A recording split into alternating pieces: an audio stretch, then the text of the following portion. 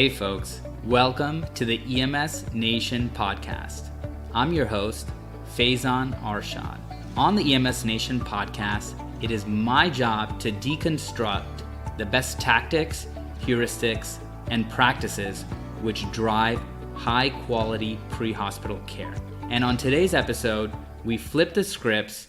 It is Dr. Phil Moy, the host of the PEC Podcast, interviewing me on our recent publication, a case series of double sequence defibrillation that's published in this month's episode of PEC.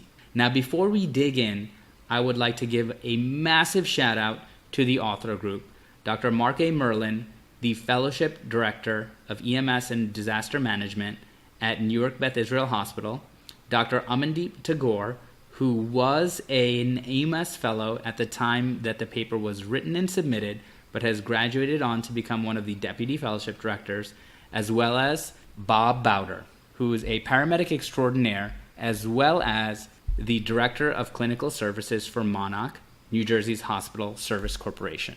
So without further ado, please stand by for the interview Dr. Phil Moy does with me, Faizan Arshad, your host of the EMSNation, on our paper, a case series of double sequence defibrillation, where we'll dig into the story of how we first got interested in this modality, some of our sample cases which really initiated our keen interest and prompted us to not only write a new protocol, but to establish an IRB to study this process, as well as our experience with our trial and future directions for double sequence defibrillation.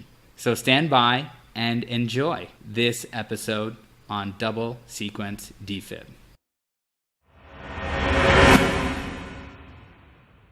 Hi, Dr. Arshad. Can you introduce yourself?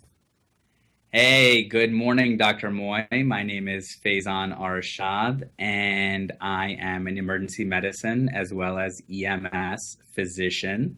So excited to be on the show. Thanks so much for having me. So, Dr. Arshad, for brand new listeners or for those who haven't heard of something called DSD, can you provide us with a brief description of what DSD is? That is a fair place to start. I like your question. So double sequential defibrillation is, in a way, a misnomer, and it is also known by various other acronyms and names. So some people call it double simultaneous defibrillation or double sequential external defibrillation. But the basic concept is using two independent defibrillators to provide near simultaneous shocks for a patient in refractory VF or ventricular fibrillation. So, Dr. Arshad, your study looks at the survival rates and return of spontaneous circulation in a large EM system when double sequential defibrillation is used for refractory VFib. The title of your paper, your manuscript, is a case series of double sequential defibrillation. So, Dr. Arshad, what was the impetus for your study? So another great question, Dr. Moy. We were always interested in pushing the envelope for CPR performance, and we were familiar with the work in Wake County with Dr. Cabañas as well as Dr. Myers, and they had done a study looking at double sequential defibrillation. I believe it was somewhere around the order of 2006 to 2009. Their protocol looked at or examined the use of double sequential defibrillation after 5 single shocks. The mean time that the patient received double sequential dose was far beyond 30 minutes, and we thought perhaps by changing the protocol such that paramedics had access to this modality earlier in the resuscitation, that it may potentially make a difference in outcomes. So this all got started because we do a weekly journal club focusing on pre-hospital articles, and we obviously love the publication, the periodical, and the podcast, Dr. Moy, so keep up the good work. We had some curious folks, and a case of refractory VF presented, and we had a very astute medic who also is a physician and a clinical educator and is currently a resident physician in the program, but called online medical control, presented a case of a young man who had refractory VF and had also joined us for that journal club. And he asked one of the EMS fellows, hey, I'm thinking about using this. I'm not sure what's going to happen. Can I give it a shot? And he got the order approved. via online med control, and the patient was shocked to a normal sinus rhythm, had ROSC, had a blood pressure, and quite miraculously, during the ambulance transport while they were getting ready to intubate and secure the airway, became conscious. And this was a rather fantastic case. The man had a 100% RCA occlusion, which was stented at the local PCI center, and essentially was a miracle case. That was number one. Number two, we also had, very astute residents who joined us for Journal Club. The chief resident on staff in the emergency department also responds to in-hospital codes. So there was a morbidly obese gentleman who was undergoing an elective electrophysiology procedure, was in the EP suite, was shocked into VF, and the cardiologist could not get him out of VF, and appropriately called a code to garner more resources. Our chief resident at that time went up to the code. The patient was, receiving high-performance CPR, but nevertheless, after 3 single shocks, remained in VF, and this was a tragedy because he was undergoing an elective procedure. The resident, because he had attended Journal Club, suggested a double sequential shock.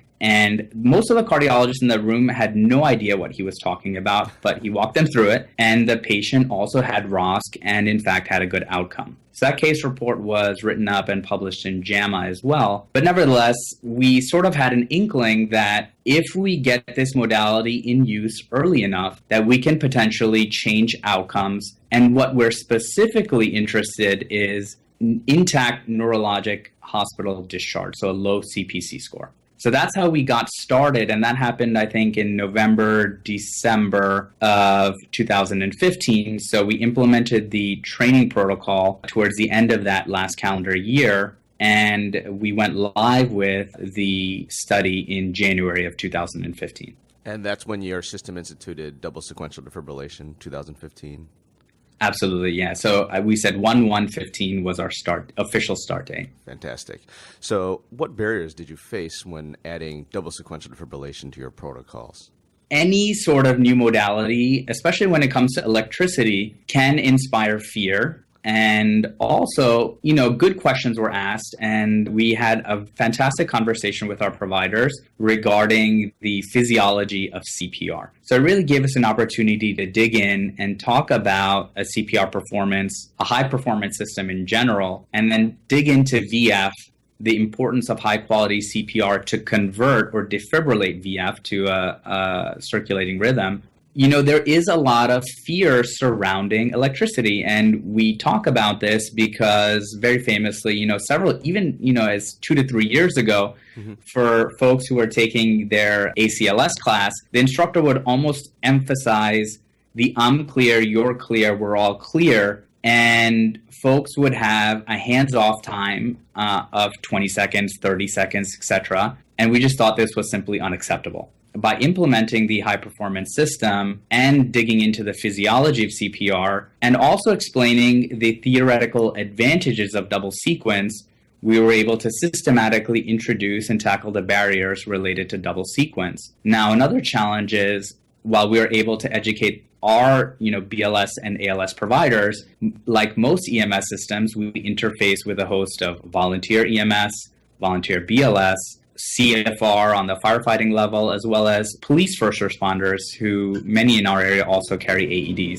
So the challenge is to get the information out to all those providers. So we recorded a simulation video as well as a lecture that Dr. Merlin, my mentor and Chief Fellowship Director, and I gave at the EMS World Expo in 2015. And we put that up onto the podcast through our iLearn system. All the providers were able to watch that training video, do some hands-on time with a clinical instructor, and were appropriately onboarded to the double sequential process. Dr. Arshad, Dr. Cabaña's paper, they do DSD after 5 rounds of refractory VFib, VTAC. What makes your DSD, or tell us what your EMS system's protocol for DSD, when it's indicated and why it's different than Dr. Cabaña's paper? That was an excellent paper, and in academics, we certainly stand on the shoulders of the giants that came before us. This paper was fantastic in that they were able to get the protocol implemented within their system and actually deploy it. Now, they had 10 cases, I believe, over the course of 3 years. We thought we could potentially get more patients into the study by decreasing the number of single AED shocks that were delivered as inclusion criteria. So in Dr. Cabañas' paper, they required 5 shocks, an antiarrhythmic agent, which is almost always going to be amiodarone, as well as a dose of epinephrine. So we had the same inclusion criteria. However, we changed the 5 single shocks as prerequisite to 3.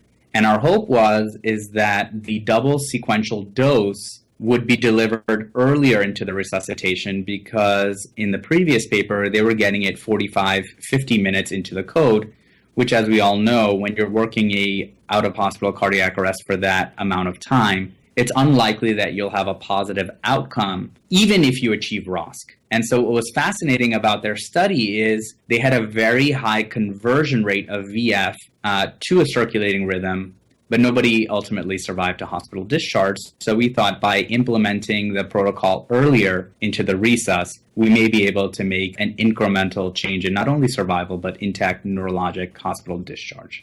So, Dr. Arshad, what were the major findings in your study? When we got started, we were doing about 2 cases per month, and we found that about half our patients, this is a case series which only included 7 patients. We're up to about 25 to 30 now, and hope to ultimately republish that data once we have a more accurate sample. But just to get the knowledge out there, we pursued the case series of double sequence defibrillation and had a total of 7 patients. The mean age of the patient was 62, and the total resus time averaged 34 minutes prior to the first double sequential dose. The number of single shocks also was 5.4 prior to a DSD, with a mean of 2 total DSD shocks delivered during the code. We found that VF converted after DSD in 5 cases, so 57%. 4 patients survived to admission, 43%. And 3 patients survived to discharge with a low CPC score. So just under 30% of our cohort had good intact neurologic hospital discharge. Wow, that's really impressive, man. I mean, 30% of your patients who received DSD survived, compared to the larger study, Dr. Cabañas, which none survived, but they did have conversion. So, Dr. Arshad, after reviewing your results for the DSD protocol and this manuscript, what has your team done to improve utilization of this potential new procedure? Is there any improvement or any changes in your protocols as a result of what you found in this manuscript? Sure, absolutely. Just to caveat our findings, we have to be analytical about the type of study as well as the conclusions we can draw from the intervention. While double sequential, we firmly believe, can improve the conversion of refractory VF to a spontaneous circulating rhythm, it is an entire system or changes to the entire system which ultimately are going to move the needle in regards to CPR performance. And that includes implementing high-performance CPR with a pit crew model for providers, and also doing, at a minimum, quarterly training on cardiac arrest. It's that entire system that comes together with the implementation of this new modality that is ultimately going to move the needle. So one of the things we were a little bit upset about in the study was it took, on average, nevertheless, 5 shocks on average in our study for patients prior to receiving the double sequential dose. And we really thought that the adherence, it would be 3 single shocks and then they would get the double sequence. But as the system works, it's an online medical control order because it's a little bit outside our traditional scope of practice. So while we're still studying it, it's not a standing protocol. So the medic has to make a call to online med control, speak with an EMS physician, and get the approval for the order. Now, typically they were calling upon the 3rd shock, and on the conversation with the physician, there was some delay. So we thought perhaps if we primed folks to say, hey, you've already given 2 shocks, at your max dose, why not call ahead earlier and we can potentially get the double sequence dose on board earlier in the patient resuscitation. So we've subsequently switched our protocol to the medic calling, at least after the first and certainly after the second max dose with a single defibrillator. And I should also mention is that our EMS system was primed to do this study because once we upgraded to the LifePak 15s, we didn't just throw out the LifePak 12s, we maintained them on all the ALS ambulances.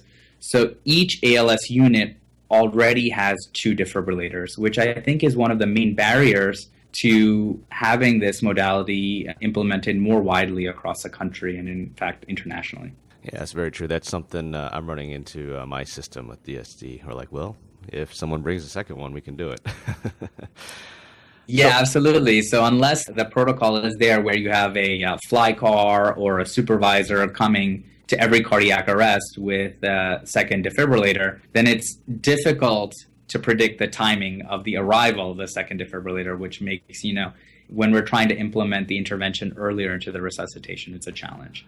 So in that vein, what advice do you have for any of our medical directors who want to start DSD in their system? The first caveat is the jury's still out. There's no randomized, double-blind, placebo-controlled prospective trial looking at double sequential defibrillation. And in fact, there are just a couple of case series of our study, type of study.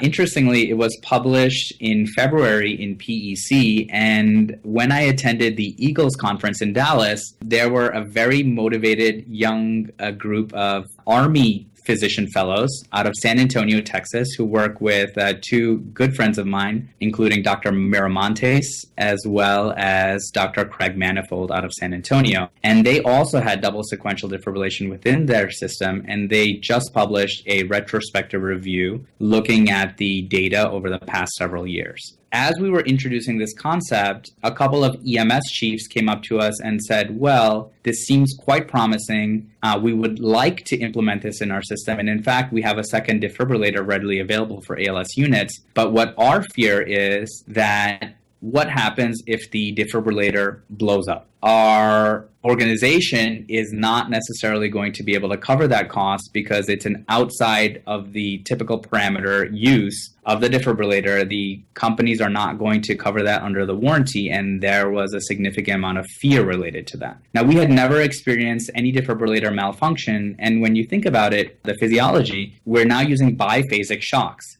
So there's a vector involved, and the retrograde flow is imperceptible based on circulation, based on studies we've seen in circulation in 2013 and 2014.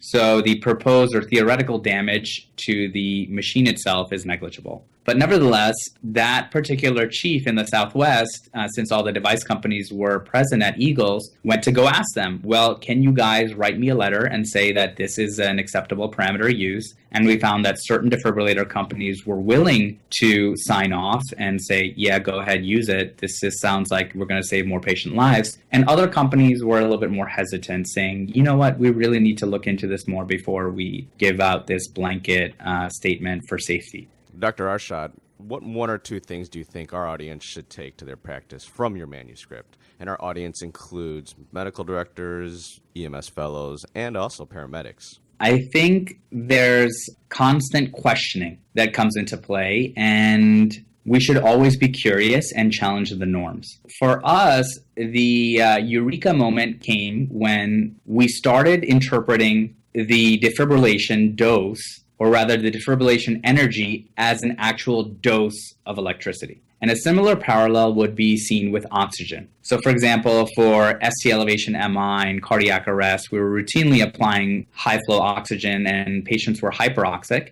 And we found that, oxygen is a drug too, and it comes with risks and consequences. And in fact, we don't want hyperoxia for ST elevation MI. So we started thinking about electricity as a dose, and this came from our knowledge of pediatrics. So the dose of defibrillation in pediatrics is 2 to 4 joules per kilo. But why in adults do we have a standard dose? It does not make sense because my chest impedance may be different than yours. And certainly with the epidemic of obesity, in our society, the amount of electricity delivered to the myocardium is highly variable. And there are no studies actually looking at the use of varying vectors and escalating energy doses in the conversion of refractory VF. So we thought, what means do we readily have available that we could potentially implement to improve our patient outcomes, and double sequence came out of that. Now, there are a lot of new modalities that are being proposed for refractory VF, and I'm excited to see what the future holds. Dr. Stephen Smith out of Hennepin in the emergency department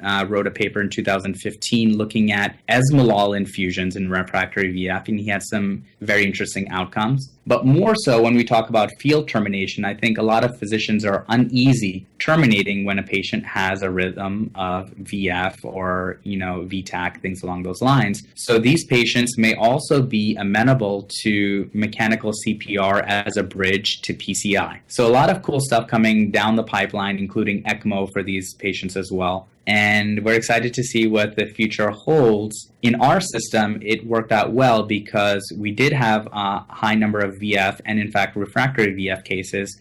We had a second defibrillator readily available, and we were able to implement the training and education to onboard not only our EMTs and paramedics, but also our resident base, who primarily staff the online medical control telephone, as well as our EMS fellows and the rest of our EMS physicians. Speaking of which, Dr. Arshad, do you have further research plans on this topic? Without a doubt. We're continuing to collect data, and we're excited to see what the future holds. We're up to just under 30 cases of double sequence in the great state of New Jersey, and look forward to collecting more data and ultimately publishing that, hopefully by the end of the year.